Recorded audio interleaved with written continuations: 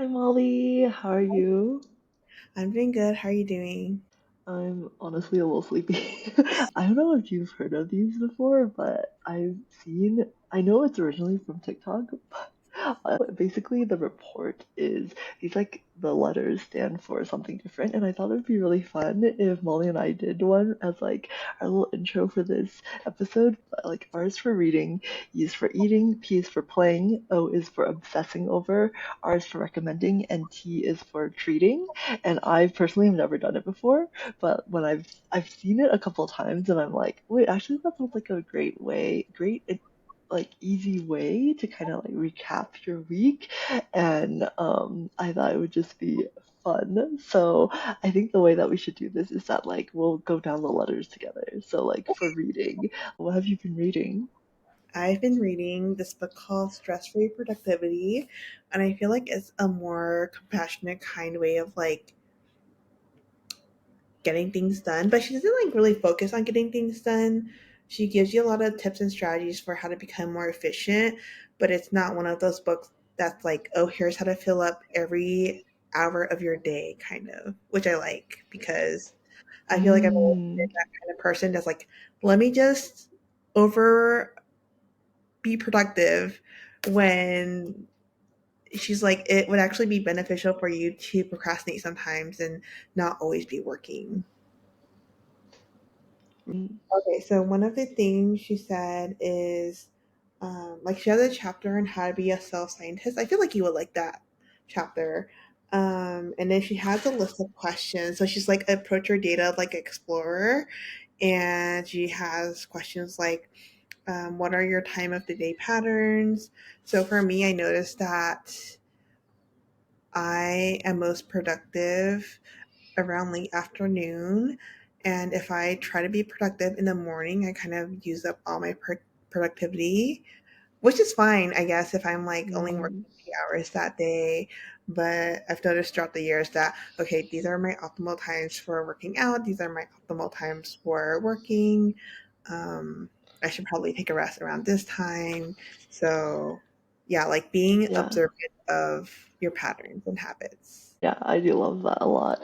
Yeah, I Yeah. remember there was a time when I was like reading a book called The Power. Wait, I actually don't remember the title exactly, so I don't want to misquote myself, but it was like a neuroscientist and like biological take on like your rhythm, your biological rhythm, and like it broke everything down to like when you should be more social, when should you be more like analytical, when should you Yeah. be learning things, and it did this down to like your different like chronotypes. So I love that. But like just being observant of your own patterns of like when are you more social, when are you better at solving logical problems. Mhm. Um, I feel like another one, since we both have like written books before, is she writes books too. So she'll set time aside for her book writing, but she doesn't really write outside of that time.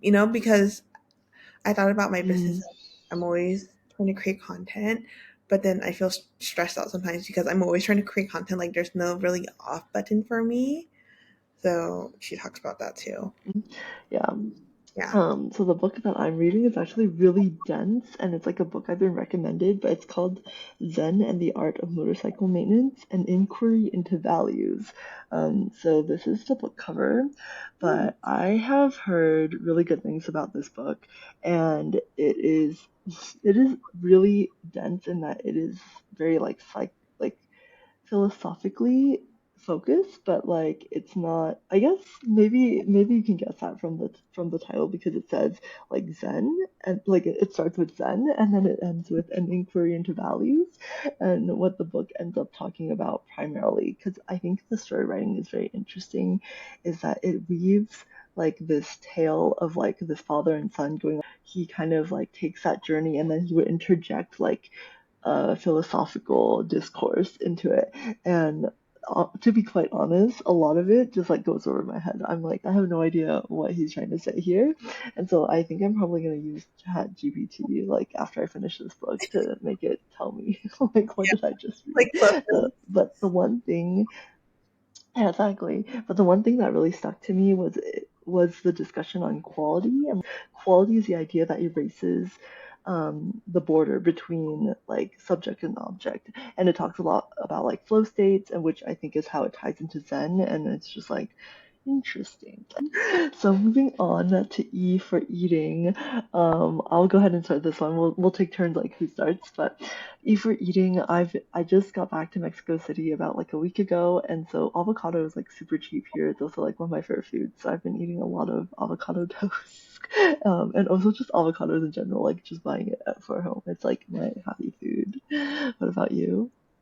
Um, I had these lamb racks this past weekend. We went to a steakhouse for my boyfriend's birthday, and he ordered lambs and I ordered a steak, and then we ended up switching halfway because I gave him some of my steak and then I had some of his lamb.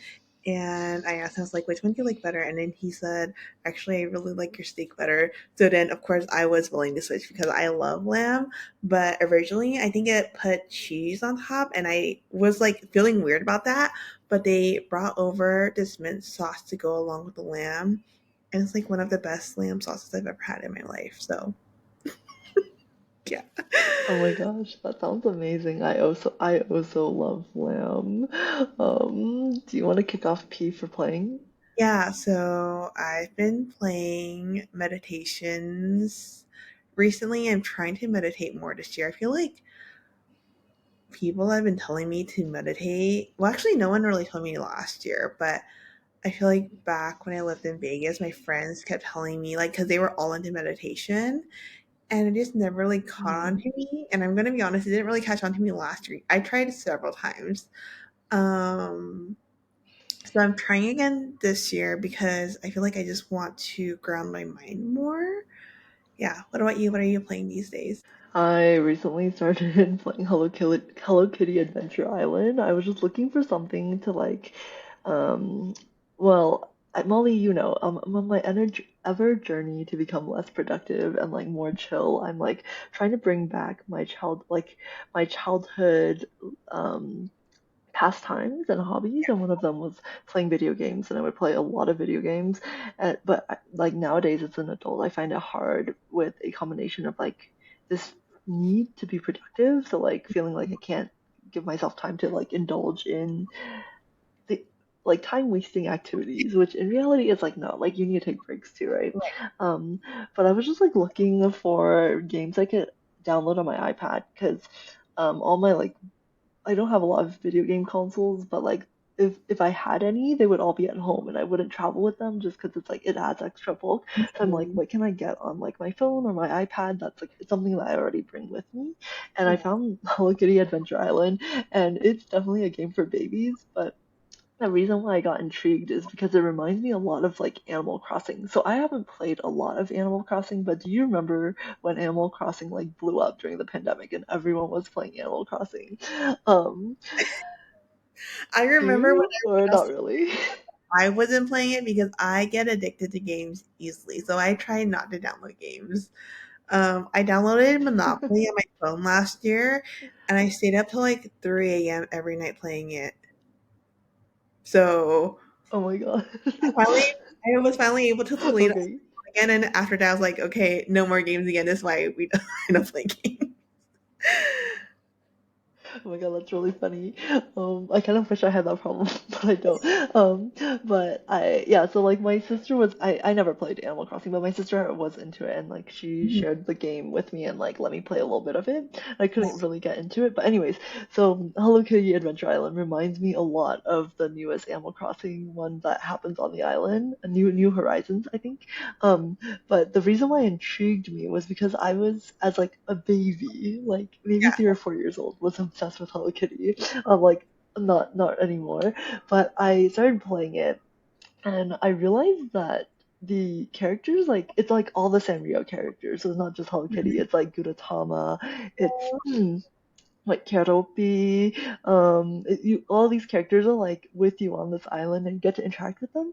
And I didn't realize they had personalities. Like, when I told my sister, she was like, "Of course they do," and I was like, but like when you see them, it's just like a little character, and it's not like they're doing anything. So how could you extract? I mean, Gudetama is like pretty obvious. He's like Mhm. literally the lazy egg. So like when you see him, you're like. okay, he's supposed to be lazy, but moving on, obsessing over.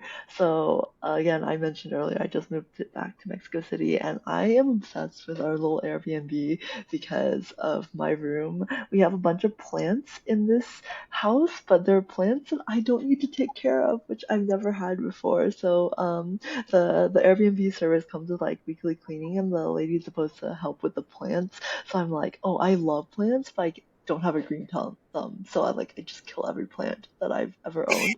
So I'm like, this is really nice.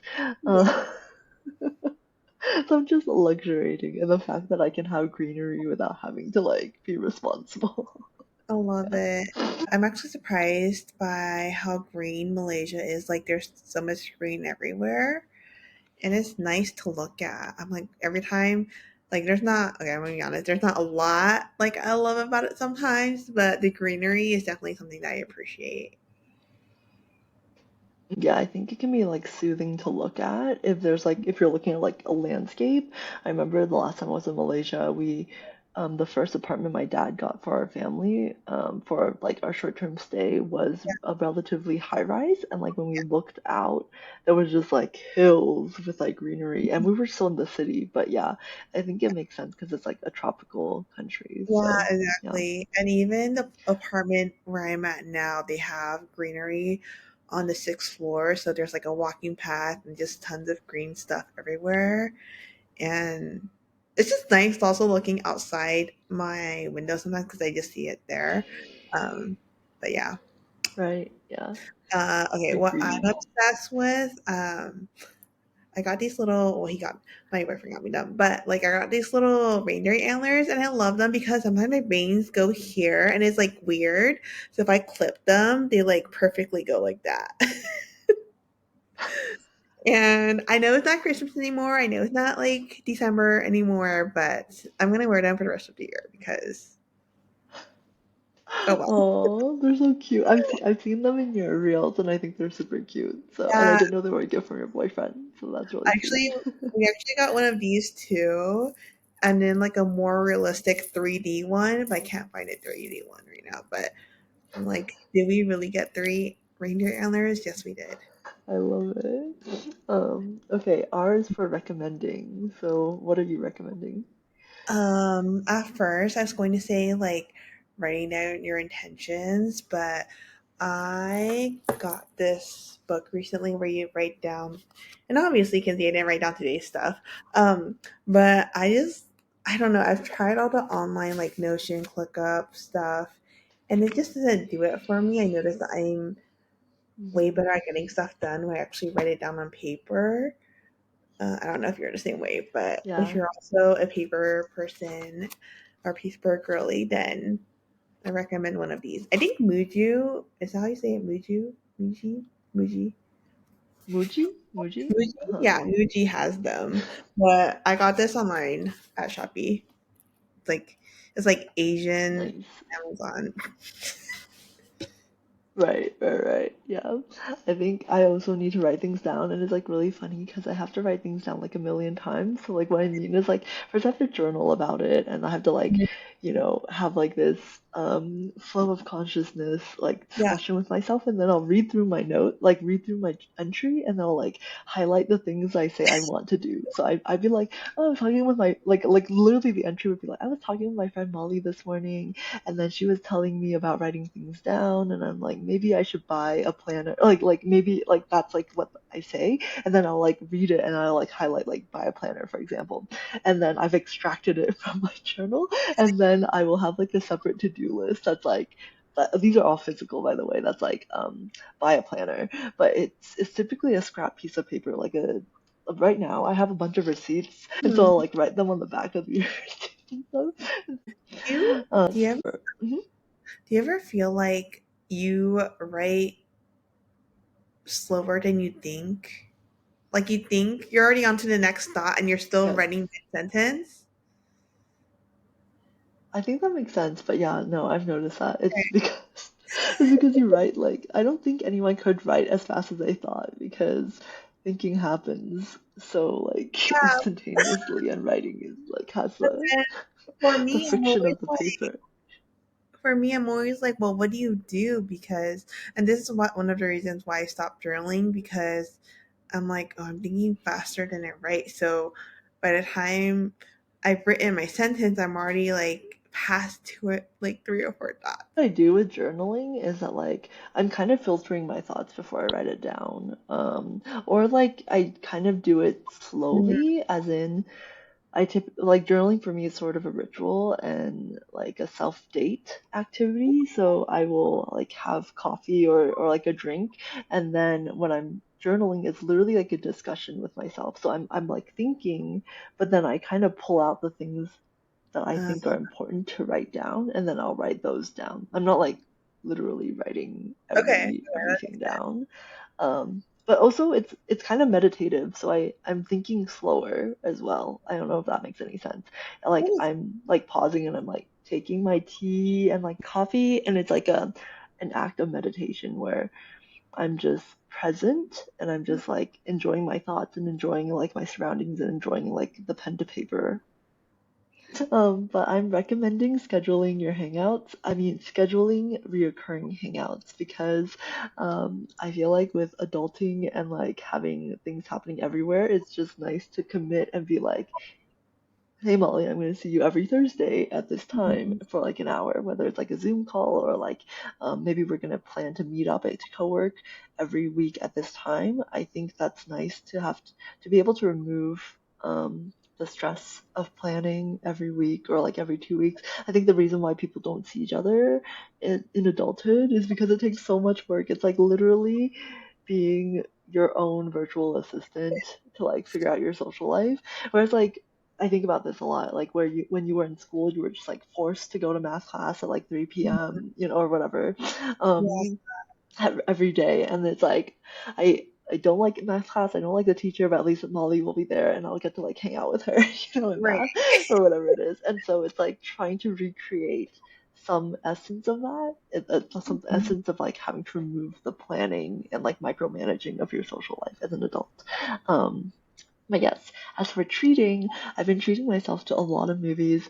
So I think I told you, Molly, that when I was in Tokyo for my vacation, this like end of December, I binged like all the Harry Potter because it was available on Netflix. Because you know how movies are like region locked, and yes, you can just VPN into another country, but I don't know. Like I was like, we're in Japan, it's available here, so I watched all of them at that time. And then the new Miyazaki movie came out, and some of my friends knew about it, and like I learned of it, The Boy and the Heron, and so.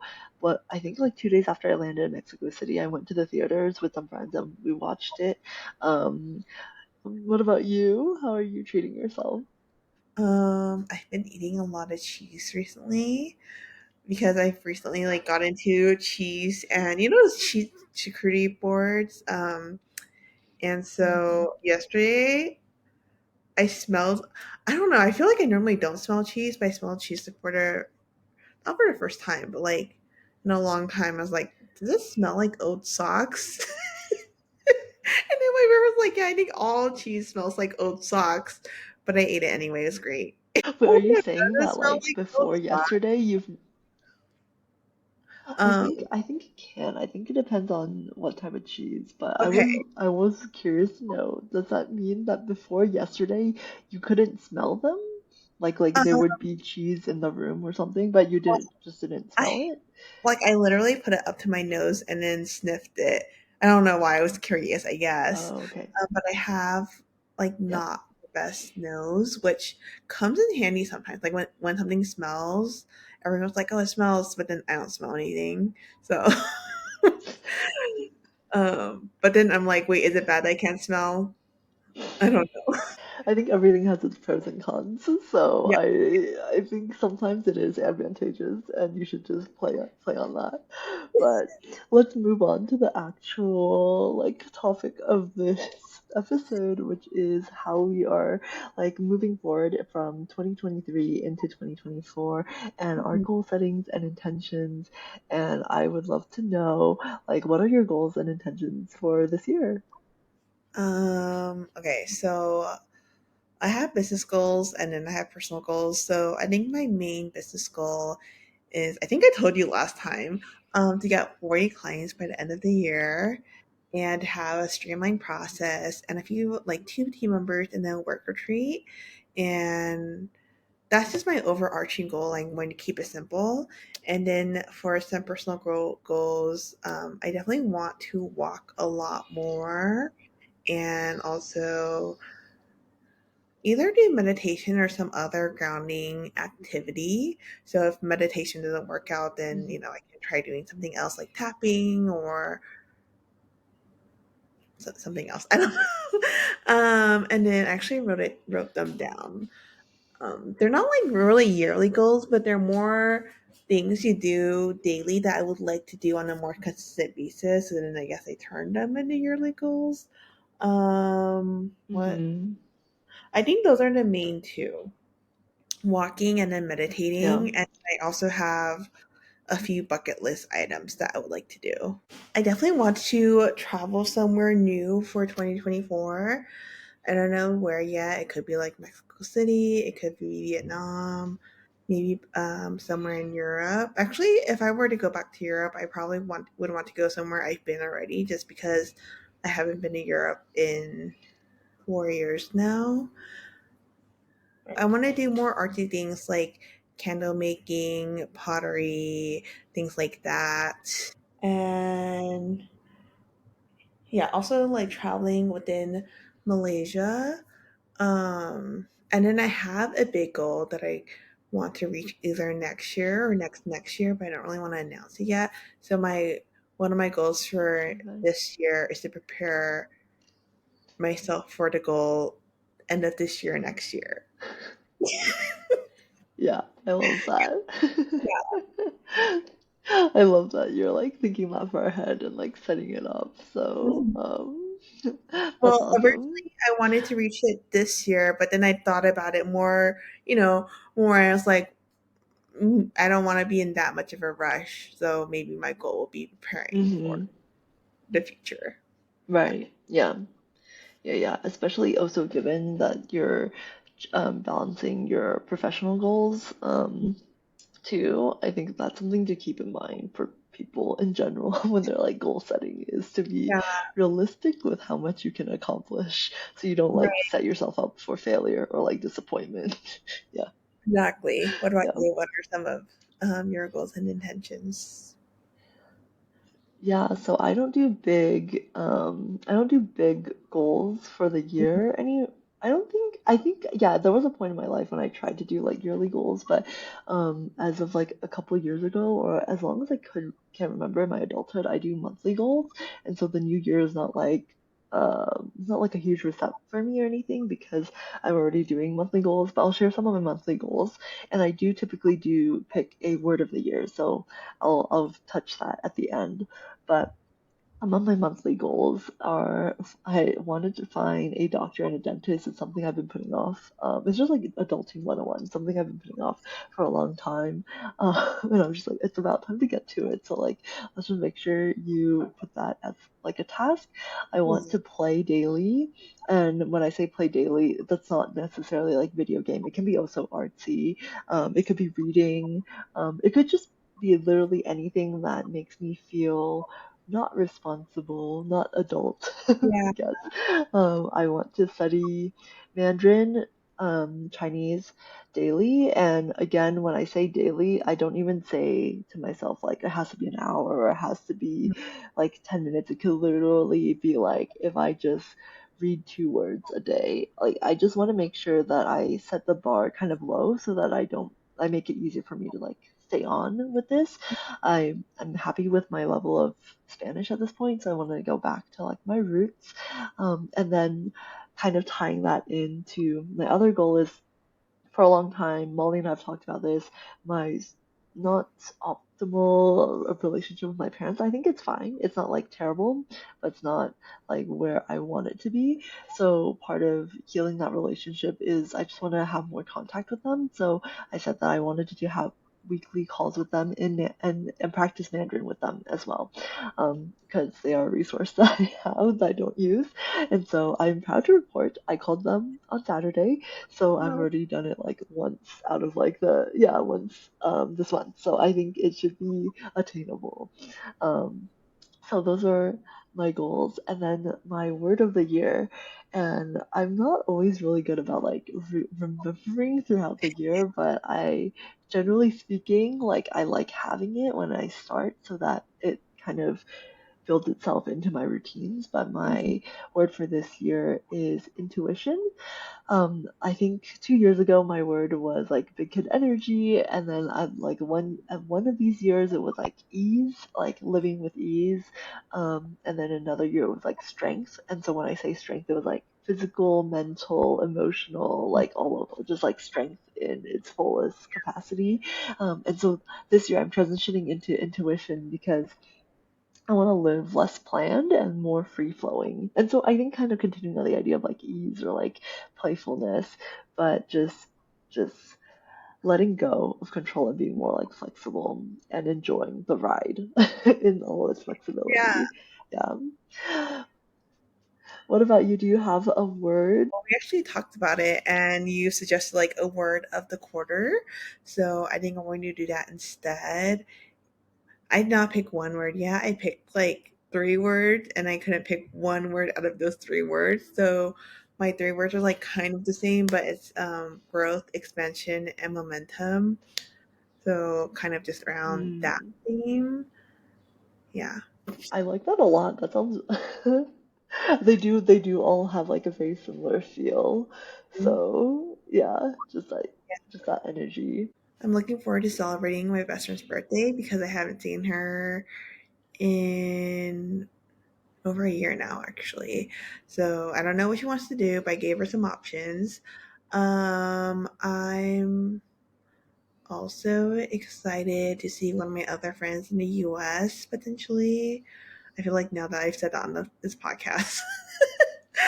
But yeah, me, I'll try to make that happen because I haven't seen her in 3 years, maybe. I'm like, wow, that's a long time. Or 2 years.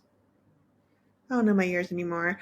And then my third thing that I'm looking forward to is that goal I was telling you about at the end of this year, or maybe sooner, or like next year. I actually don't know like when it is exactly, but Yeah, I'm looking forward to building up to that goal, or to that, yeah, that to sounds, that. yeah, I think it's always really nice Yeah.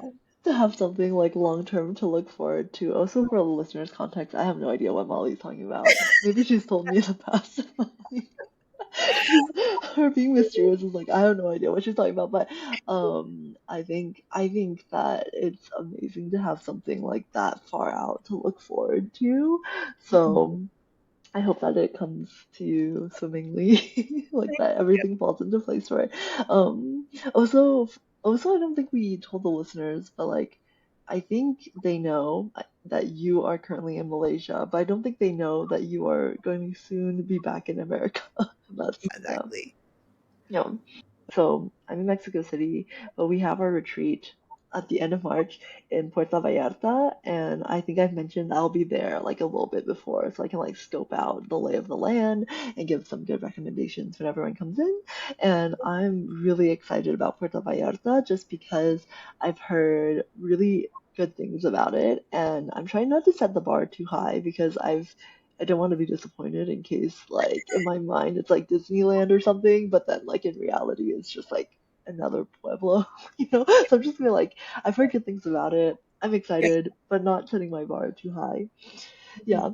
Mhm. But it's nice because it's been a while since I've explored another, like, a new part of Mexico. So, like you, I'm keen on, like, traveling to somewhere like unexplored. I also love the beach, so I'm excited that's a beach town. Um, and because it's on the west coast, it'll be great for watching like sunsets over the ocean. And I think that I prefer watching sunsets over the beach rather than sunrises, even though I'm a morning person.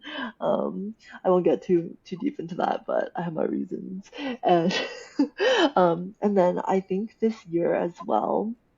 I'm going to go back to Europe in the summer. So I have like in the middle of like planning for that, but I am excited to explore Portugal and Germany. Like that's what I have in the works. And so a lot of travel plans I'm looking forward to, but I think outside of that, I'm really keen on trying to like make more time for myself. I think that's like what I really want because Molly, you and I talked about this last time that we called, but I think that like last year I spent a lot of time with people and I love people. Obviously, that's why I do Don't Be Strangers. But at times, I think it's to this point where I'm giving my time more to people than I am to like myself. And and often I'm frustrated by the fact that I don't explore enough of like my creativity as an artist to like draw and like design. And I realize that part of the reason why I don't do those things I love anymore is because I'm not making time for myself to be bored, to create. When I have free time, a lot of like what I did last year was I would just fill it with people. I'd be like, hey, are you down to like grab coffee? Do you want to co-work? And then because I was constantly filling my time with people, I didn't have time for like things I wanted to do to myself. So Mhm. I'm looking forward to a lot of like solo dates and like time to just like make art and like play. But I am really really stoked for the women's retreat that we have, the Healing Girls Spring Break retreat at the end of March. Primarily because it's like something new. I think anyone who's like talked to me for at least an hour will know I'm like obsessed with novelty. That's why I travel. But it will not only be novelty in terms of like a new place for both Molly and I, but just like the experience itself will be novel because we've never hosted a retreat before. I think we make that pretty clear to anyone signing up for this. But it will be a group of like 7 girls in total, 5 guests, including you potentially, and like us two as the hosts.